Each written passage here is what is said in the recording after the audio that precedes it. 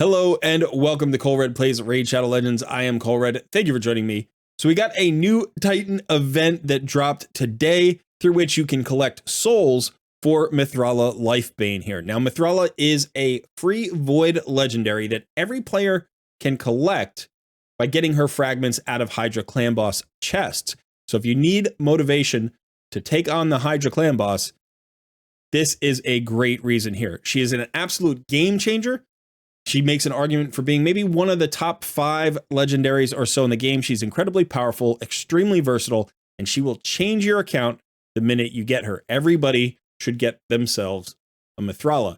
Now, what I want to do in today's video is I want to talk about Mithrala's kit, give you a basic review of what she does, talk about some theory crafting, some places you can use her, how to build her, and then I'll show you my Mithrala Lifebane. I've had her for about a year and a half, and she's been absolutely fantastic, one of my favorite champions.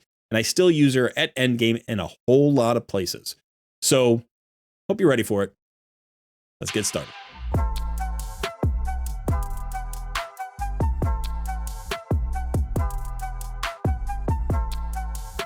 Just a quick reminder to please smash that like button, subscribe to the channel if you haven't already, and consider joining our Discord community. Also, don't forget about my Takeover Tuesday live stream that happens every Tuesday at 1 p.m. Eastern Time, where I give away free account takeovers to members of my Discord community. Now, if you can't make the live stream or you're just impatient, don't want to wait for your chance to win, I am now offering paid takeover and coaching services. You can just DM me in Discord and I will give you my scheduling and pricing information. But I am offering a pretty good deal for the rest of July. So if you've ever thought about getting some coaching from a content creator and an experienced raid player, now would be a good opportunity. Thanks so much for your support. Now let's get back to that video. I don't know if I need to convince anybody that Mithrala Lifebane is an absolutely fantastic champion and worth the effort to acquire. But if I do, I'm here on hellhades.com, and you can see under the Raid Shadow Legends tab here, there is a champion tier list. So this is the Hell Hades tier list, not necessarily my tier list, but you know, this is one of the central resources in the game. And if you just scroll down, you'll see Mithrala is a 5-star champion here. This is out of 5, so this is the highest rating. But not only is she 5 overall, if you look at all of her scores across the board, she is a 5 in nearly every location, including Clan Boss, Hydra, Dungeons, Hard Mode Dungeons, Arena, and Doom Tower. The only 4 here is for Amius. Now, I don't know if I can add anything to that would convince you if that doesn't convince you, but we're going to take a look at her kit anyway, and hopefully that will at least show you why she is considered so valuable by so many players. Let's go ahead and start with the stats. You'll notice she is a support champion. By the way, her damage is based on defense, so that's just something you should know out of the gate. She doesn't hit super hard, but she does hit decently for a support champion. Her HP is over 20,000, so that's a nice HP pool. Her defense is 1,354, which is one of the higher defensive totals amongst supports. Usually at that level, you're starting to get into defensive-based champions. Now, obviously, it can go up from there into the 1,500s for defensive-based champions, but still, that's a very nice, respectable defense mixed with a large HP pool for a support. Remember, she's also void affinity. She's never going to take strong hits, and she's also never going to weak hit, which is great. Now, her speed is 109, which is excellent. Her resistance is 30 and her accuracy is 10. We're going to talk more about accuracy and resistance as we get deep into her kit. But so a very good starting base stat line for Mithrala Lifebane. Now let's go ahead and look at her A1. Her A1 is a double hitter. It does hit at random, which is a little bit weird. That's one of the very, very few things in her kit that I don't love.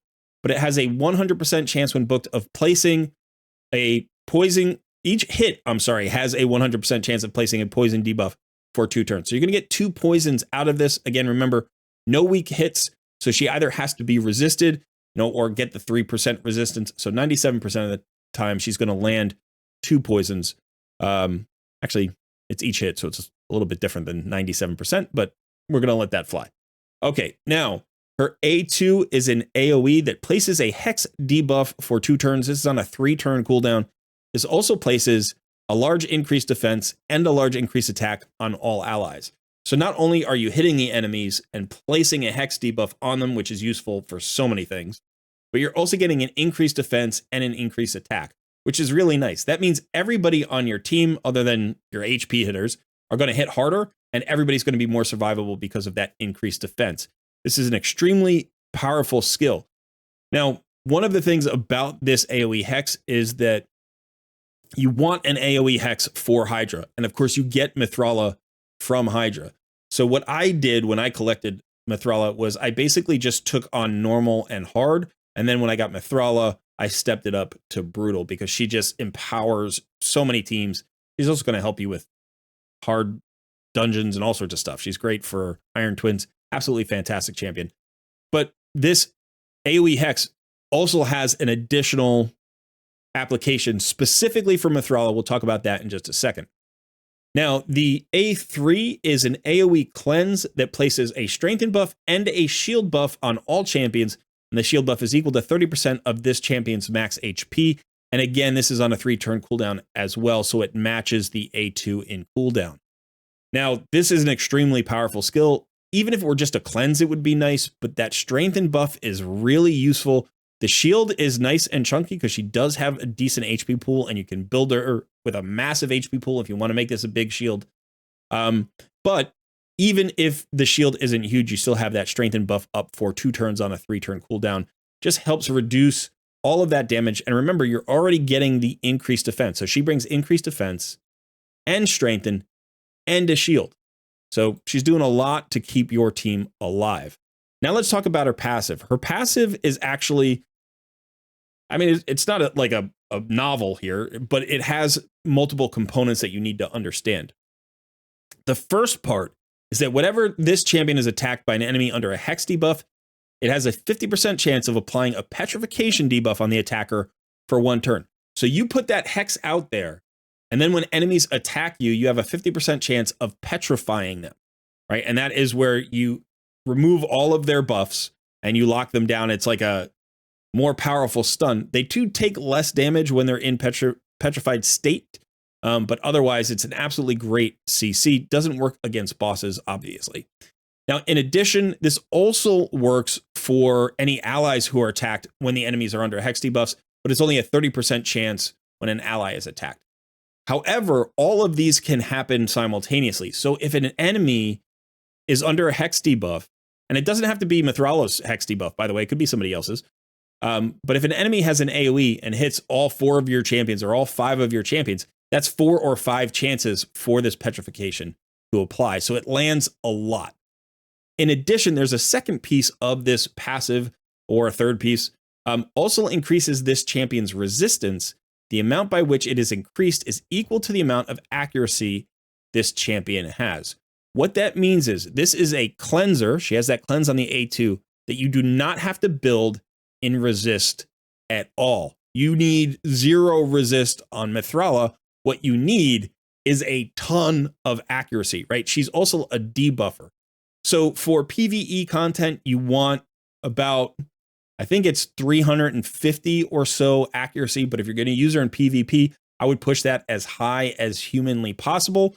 My Mithrala is sitting somewhere around 600 accuracy. And remember, all 600 points of accuracy get converted into 600 points of resistance, which means the more accurate she is, the harder she is to debuff herself. Now, every once in a while, my Mithrala still gets debuffed in PvP, but it never happens in PvE at all because nothing has that much accuracy. So she's absolutely fantastic as a cleanser because she's always going to be available to cleanse. She's never going to be CC'd. She's not going to be stunned or frozen or slept unless somebody hits her with an irresistible debuff, right? So anything that can't be resisted, it doesn't matter how much resist you have, she would get hit by those debuffs. So the perfect build for her obviously is going to be perception sets because you want her fast, you want her accurate, and you're going to want her tanky. You do not need to build her for damage, but you need her accurate to land her debuffs, and you need her tanky to survive and be there. You could certainly build her in a regen set. I would probably put her in regen and perception if you can still get her accuracy decently high. She can be a solo champion. She could probably solo pretty much anything that can be soloed, maybe with the exception of Spider. I don't think she can solo Spider, but she could solo Ice Golem and Dragon absolutely without a problem. So if you are looking for a solo champion, you could do that. Her probably best case use would be for Hydra Clan Boss because of that AoE Hex and the fact that she's Void Affinity, so she's never going to weak hit. It's absolutely fantastic. And the Hex, by the way, and the Petrification make her absolutely fantastic in all hard mode dungeons and in Doom Tower, because the waves, basically, if the waves get a turn, they're going to petrify themselves and just makes your runs a lot easier. So let me show you my Mithrala, and then we'll talk about where I use her. Okay, so here is my Mithrala. I actually haven't rebuilt her in a very long time, but you can see, as I was saying, I put her in 3 perceptions, sets of perception. I do have an accuracy banner on her. I have accuracy on a defensive amulet here. I'm pushing the accuracy as high as I can get, and I've gotten it to 607. In addition, she has 184 resistance. So when you look here, you can add those two numbers together. When she's actually in a fight, when she's in a dungeon or something, or in PvP, her resistance is 791. Now, that never shows up. You'll never see that number. It just gets applied once you're in the fight. The only way that it gets removed is if, for some reason, passives are disabled, or she gets like a block passive debuff or something like that. So otherwise, a lot of resist. Really hard for her to get locked down. She's always going to be available to cleanse. Now, as you can see, I've got her with a decent amount of HP, about 65,000 HP. Her defense is a little bit over 40, almost 4,200 defense, and I'm running her at 262 speed with no crit rate and no crit damage to speak of. Now, you might not have these stats right away, but obviously, you know, this is not an early game champion. So you're going to have some decent gear to put on her. And, you know, speeds, I think when I first got her, I was probably running her somewhere around 230 speed and maybe something like 450 or 480 accuracy, maybe something like that. And that was really usable everywhere. Helped me with hard mode dungeons and all that stuff, and Doom Tower and Hydra at those levels. But then, you know, I probably rebuilt her once about a year ago, and I could definitely rebuild her and get more stats onto her. I'll show you my masteries that I've chosen for her. If you're going to build her for damage and you have really good gear, you could certainly go down the offense tree. You don't need to go down the defense tree. I did originally go down the defense tree, and I may eventually rebuild her and go down the offense tree and take away Eagle Eye. That 50 accuracy may be a little bit of overkill. Definitely for PvE it is, but I wanted every bit for PvP. But that would allow you to just get more damage out of her. But you can certainly keep her in defense and support, especially if you don't quite have the best gear for her. She's still going to do good damage. But remember, her goal isn't to do damage, it's to enable the team. So getting that Hex out there is going to allow you to spread that AoE damage really well. It's also going to, you know, give you an opportunity to CC waves that are fast. Like if they're too fast for you to crowd control in other ways, just get those hexes out there, and that will help them basically petrify themselves when they attack. But you can see I did in fact go for rapid response, and rapid response here for the extra turn meter when buffs expire, because she places a ton of buffs. She places an absolute ton of buffs: increase attack, increase defense, shield, and strengthen. So 4 buffs right there. In addition, I did go for Master Hexer to extend the duration of her poisons and her hexes. Hex can be extended, and it's useful to do so. And then, like I said, Eagle Eye for the additional accuracy. As far as blessings are concerned, I did go with a Brimstone. Now, I would say that both Brimstone and Polymorph are excellent choices for Mithrala. Brimstone is great for PvE. Polymorph is great for PvP. Both require accuracy, and therefore she's going to have a ton of accuracy, right? That's what you're building her for. So she's going to land those Brimstones at a reliable rate. She's going to land those Polymorphs at a reliable rate. So those are really, I think, probably the 2 most common you're likely to see, but you can certainly build her with others. One interesting option is emergency heal, because she puts a shield on herself, and whenever the shield is broken, she would get a heal. So you could potentially build her as a solo champion with a high star value. You know, if you had like a 5-star or a 6-star here, you get a 9% or 15% max HP heal every time the shield expires or is broken. And that would just make sure that she has enough healing to basically solo anything. You don't even need to put her in regen, I don't think, if you have emergency heal. Or you could put her in regen and keep your brimstone. That's also an option, so she does more damage there. As far as other blessings are concerned, I would say you could certainly go with Intimidating Presence. I think Lightning Cage could work. You could do Ward of the Fallen or Temporal Chain. Like, both of these would work. You could do Cruelty if you were going up against bosses specifically, but I honestly do think that in most cases, you're probably going to get the most value out of Brimstone or Polymorph. Okay, so now let me show you some places where I use Mithrala. And the first place I use her, obviously, is going to be in Hydra. I typically use her at Brutal. Sometimes I use her at Hard. You can certainly use her at Nightmare. She can go everywhere. You're going to see some of my clanmates, using Mithrala here. You can see with decent results on a Hard level. But she's probably the best AoE hexer in the game in terms of just overall versatility and power. So not only does she bring that, but she brings a lot to help you survive the fight. So in terms of the heads, if you think about this, if you go to the boss guide, she is going to help cleanse poisons. She's going to help cleanse the weakens. She's going to help cleanse the provokes. She's not going to be provoked, probably. She'll be able to resist that. The strengthen buff can also just eliminate the weaken. So if the strengthen is up, then the weaken doesn't get placed by the head of suffering.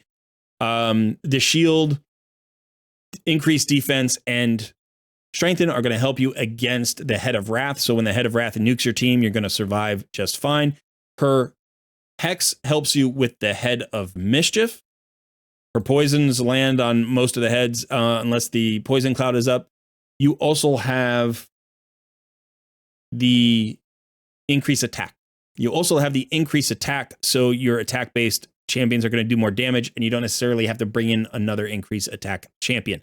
So she's really taking on literally every head, right? So when you get her in here, you're going to really be happy with her. I like to pair her up with Vizix. I think that this is a really great pairing. These are both free champions. Obviously, you get Vizix at 270 days, so you may not be there yet. But when you get there, I really like this pairing for a couple of reasons. Vizix brings an AoE slow, and she brings an AoE provoke, but she also has an ally protect. Now, another place you're going to see Mithrala a lot is in Arena. You're going to see her in Live Arena, you're going to see her in Classic Arena, but you're also going to see her in 3v3 Arena. So here I am, I'm in Silver 3 currently. And if we just look at this page, let's see, there's a Mithrala, that's 1. Here's a Mithrala 2, 3, 4, 5.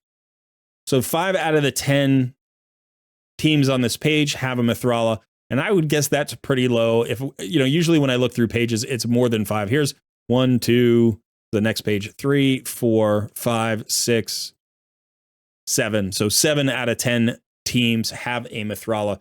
She's really good on a go second team. Obviously, she's that high resistance cleanser. That's always valuable on a go second team. And remember that when she places her cleanse, she also gives you a lot of defenses. It's not just a cleanse. She's giving you that strengthen and that shield. So even if you survive with 1 HP, she's going to be putting a lot of defenses back into your champions, allowing them to potentially go more rounds. Additionally, she has that hex out there, so you can also hex everybody, and then they're going to petrify themselves. You have that increased defense and increased attack. And by the way, a really nice way to use Mithrala in Arena, and I'll show you, hopefully there's a team here that has it. If you see a team that runs a counter attack champion, especially like a Valkyrie or a Martyr,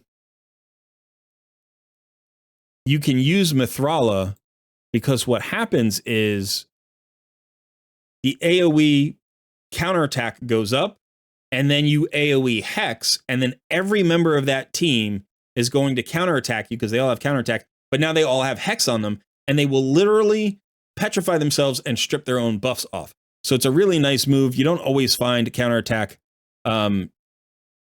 champions or counterattack teams, but if you do, man, she's absolutely fantastic against counterattack. That's also true in PvE, by the way. So if you come up against a Doom Tower floor that has a counterattack champion, Mithrala is absolutely awesome. Another place that I use Mithrala is Iron Twins. Iron Twins is a great place for Mithrala. Remember, she is void affinity, so she works really well with every single affinity. Now, I have this particular kind of cheese comp here for most affinities, but I used to run Mithrala in every single comp.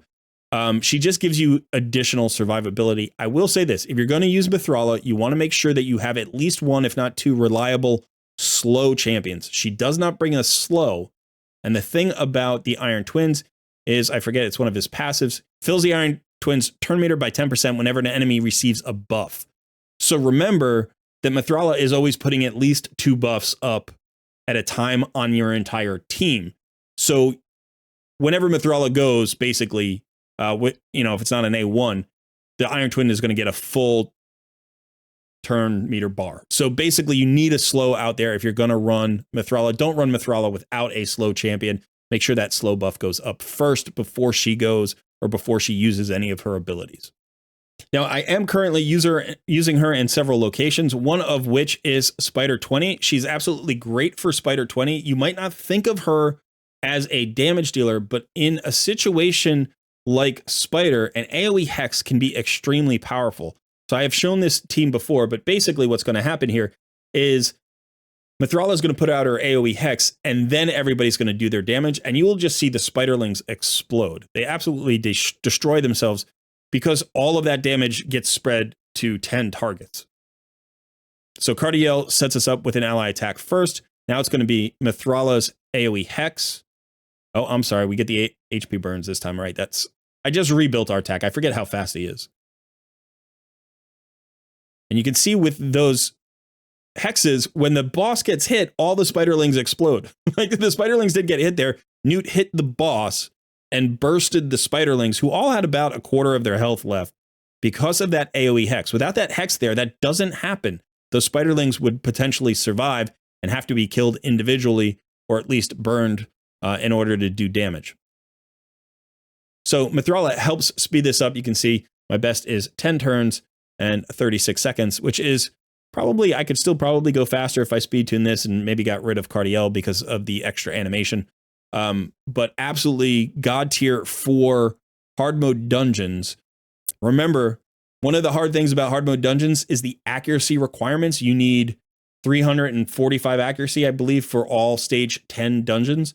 So she's going to have way more accuracy than she needs because that's also going to give her all that resistance. That means anything that you can resist from the bosses, she is also going to resist because she's going to have enough resist. So you're not going to get stunned by the dragon. You're not going to get, a decrease healing from the ice golems minions and stuff like that. Like, you don't have to worry about any of those things. And then she's going to cleanse the rest of your team. So she's going to clear all those debuffs off the rest of your team as well. So absolutely fantastic for every single dungeon. So I really can't say enough about this champion. I absolutely love Mithrala. When you get her, especially if you're currently in the mid game, she's going to be one of those champions that helps launch you into the late game because she's going to provide so many solutions. Especially, you're going to find really good champions to pair her up with. Champions you're going to love working together with Mithrala in a lot of cases.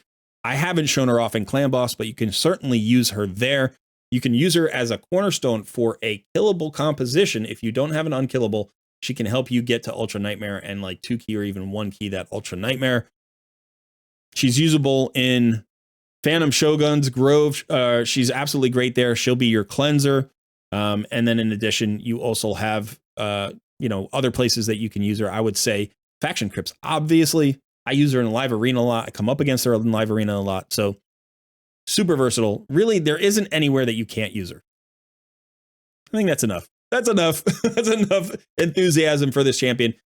Now, the question is, is it worth going for souls here? I would highly recommend that if you can get some souls out of the Titan event, that you do so. I currently am running a 2-star soul. I would like a 5-star soul. I would definitely like the full 5-star soul. That's the biggest soul that you can get from the Titan event. But I would say for those of you who are maybe in the mid game and don't have all of the resources to go after the 5-star soul, that's okay. If you look here, you're going to get bonuses at 3 stars that are highly valuable, right? So 1 star, obviously, that's the starting point. But at 3 stars, you're going to get that extra defense. That 600 extra defense is going to be highly valuable for her, because not only is it going to make her more survivable, it's going to make her hit harder, but you're also going to get, you know, those extra chances of applying whatever effect the blessing applies at 3 stars. So I think most mid-game players should have the resources to have a chance to get the 3 stars. Not going to be guaranteed. It's going to take a high activity level, and you're going to have to be smart with your resources. But certainly you could get a 3-star or even a 4-star soul. A little bit of extra HP and crit damage never hurt anybody. And if you've got a chance to get that 5-star soul, I would highly recommend it. She can be really a cornerstone of your roster for a year, maybe longer, and you're still going to use her at endgame in a lot of places. So consider it. Okay, that is it for me today. Let me know in the comments below. First of all, do you have your Mithrala? And if not, have I convinced you to go for her? And then if you do have your Mithrala, are you going to go after her souls? And how many stars are you going to try to get? By the way, even if you don't have the Mithrala, you may want to pick up some souls so that when you do get your Mithrala, you have that soul to throw right on her. Again, 3-star soul if you can get it. It's going to be absolutely fantastic. All right, I have been Colred. Thanks so much for hanging out. I will see you in another video soon.